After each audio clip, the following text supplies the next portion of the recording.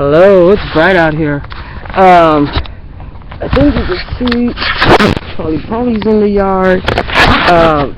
The guy that when Larry Jones lost his house, right during the beginning of the war on drugs when he got here, you can see this is the policeman. Let me see if I get this out long enough. Yeah, and I was stating that the first time he was like, oh, something about calling me a bitch prostitute or something. And I said hello, I was going to introduce myself. Well, there's why I think he uses the city truck for his, I don't know what they're doing, yard work or something. But Larry Jones, the one that had that house and moved it next door to this house here, he made friends with him.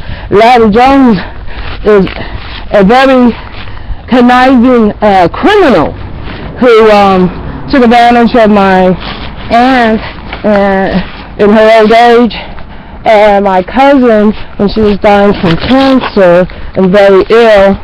In other words, he never did pay rent. Then he moved down the street. I don't know, there's 1, 2 houses there. There's people, second house they're moving out. It used to be Miss Penny Scott's house. And the empty lot that belongs to Baby Doll or Madare. And then the house next to hers is that. And the red big house, that belongs, the city got that house too. That's where Larry had moved to afterwards. I think we would have been able to see better. But yeah, that house, he's got one truck there, and then inside, they got the other truck there.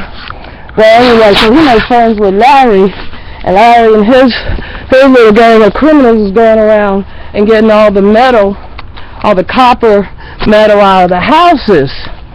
And I was just going to introduce myself, let them know that I was the landlord over here, and just, inherited the property, and I was going to meet him. But he was like, when I said hi, he said something about you crack hoe bitch. So like, the cops around here, I guess they think that all the women that live in this area, Walker Home area, are crack hoes, which goes to tell you a lot about the school, especially, if that's the only thing that they're, pumping out around here is crack prostitutes. And again, I don't work, and that what soliciting is working, and they don't know the law by the letter, and they were like, the women around here that are prostitutes, they went ahead and had sex with these girls because they didn't understand that having sex, fucking is not against the law. It's soliciting somebody, for money for it. Or any type of, it's soliciting, that's illegal. But I don't even think they worry about that part of the law. But they actually were having sex with the girls over here.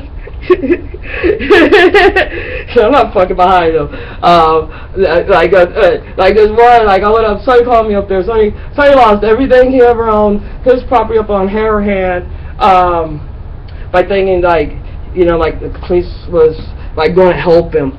But anyway, so he lost his land, so they got him in one of their houses today on Brooks Road. So anyway, he called me up there and to bring chocolate, and this guy's like, oh, you're a crack whore. It's the same thing as this guy. So, and I looked over his side, he goes, oh, he's a popo. I'm looking at the guy, and I'm like, did you even ask me my name? He don't have no manners, right? And as far as I'm concerned, it tells you a lot about how they were raised.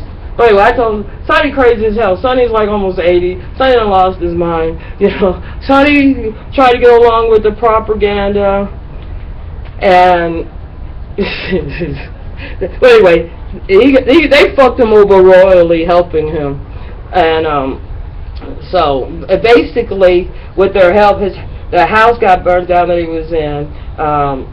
And then he lived in something like a Winnebago, but a smaller one, more of a 70s style. And so then they got to where they didn't want those type of vehicles parked and people living in there. So then he had to get rid of that. So he was trying to get electricity and do. But anyway, the guy that kept calling the city on him and all the time, about the people that he had hanging out in his house, which is just the neighborhood people here. We have a real bad crack problem, and it's on the scale of grandiose. They have a big AIDS problem here. It's also on the scale of grandiose. Diabetes, hepatitis, and obesity, and children that are not getting the education that they need, and they're coming out of school with IQs below 100. And I guess that's okay for McDonald's jobs or whatnot, but hopefully we can make a change so that, you know, because the way that the men and the society here jeopardizes the women, if you're not if you have not been like groomed to this type, it's very hostile. I think because of them whooping their kids makes them very hostile. They're very violent. They have a high murder rate here, and all of it is due to their education system. They have a lack of education, and they do need parenting classes, because what had happened to this neighborhood since they did the war on drugs, it's devastated this neighborhood.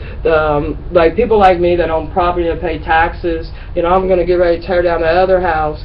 And I blame the police really for Brock's death, because even though he was like 70-something and his nephew gave him a $20 hit, to me that's and he had a cardiac the first time, and then my mom sent him a certified letter, you know, to Brock, and his nephew sent it back, he was dead. And I found out where Brock was in a nursing home. I went to visit him, had talked to him, he wanted to move back there, but, you know, again, there's a lack of understanding with the police and the law. Mostly it's a very racist, and the racism that was projected on them by the white people is what they project onto themselves.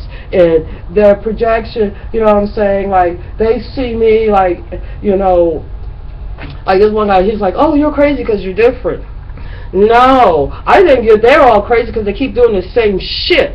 And it obviously doesn't work, because the city has gotten fucking worse. They can't even figure out how to stop their kids from being violent. It's all perplexed, you know. They need mentors. What type of psychological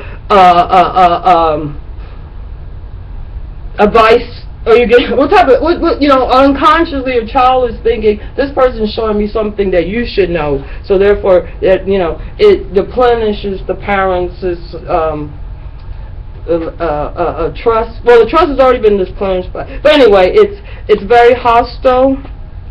It's a lack of education, and the children are being physically and sexually abused, and mostly the sexual abuse comes through the habitual drug use, and that drug use is from cocaine and crystal meth, and anything else they can get their hands on. But I say that I see less of medication and alcohol, more of a medication and cocaine, which makes perfectly good sense, since that is a numbing agency. It can be used to stop pain, inhibit pain. So, you know, anyway, so the only solution really is they have to fix the school system, and they have to fix what they're feeding these kids, because they're outrageously huge, and their diabetes is outrageous, and their lack of self-respect for themselves, and especially towards women, is very notable, especially and when you go look at the police part of it, like i.e. They did not test rape kits for 10 plus years. It was very, you know, to me it's very simple. You do the paperwork as it comes in, you send that out to a lab. They send it back. You know what I'm saying? The work that you had to do was all beforehand. The other stuff would be turned over. But anyway, so there's a big misunderstanding in the debriefing of the legal system, and I think because of the lack of the education system, you have some very and you know, I also strongly believe in that they are violent because It's been proven time and time again by a lot of child psychologists that violence begets violence. So that's all they know. The kids don't stand a chance, and we end up with men like this guy over here in his 50s or 60 that this thinks every woman that's in this neighborhood, if you're not like, if you don't have hair extension and you're driving a car or something, then you're a crack hoe. By the way, the crack hoes, you know, what they do is drive to it or get it delivered. This is not 82 or 84 anymore. Okay, but anyway, so I you know, every time like you get around one of them, you know what I'm saying? Because like I know with my tax money, well, like I was gonna say, because of them targeting, you know, like really the landowners that they're paying the taxes, either it's because of the ignorance, which is abundance, or it is just because they project their self-hate. And I guess, you know, and they do have a big sex problem, you know. I don't, and mostly I see older men targeting the young girls.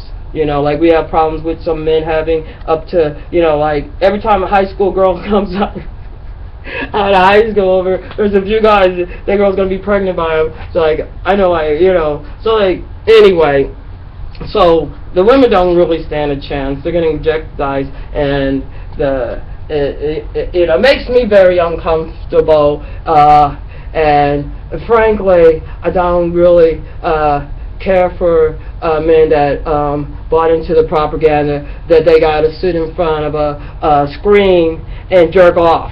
You know, watch XX-rated movies and spend all their money. You know what I'm saying? Or they have a side slit. But anyway, they bought into any of that, you know, that this is like, that's what Jared was just telling me. Me as a man, you know, if I look at your breasts and I look at this, you know, you shouldn't be offended. I'm like, me as a woman, you know, I didn't tell him this part. I really don't give a fuck about your feelings if you think I'm supposed to, you know, forego my feelings. And I can see, and it's, well, let me say, I think there's an earlier blog about where you could see the correlation.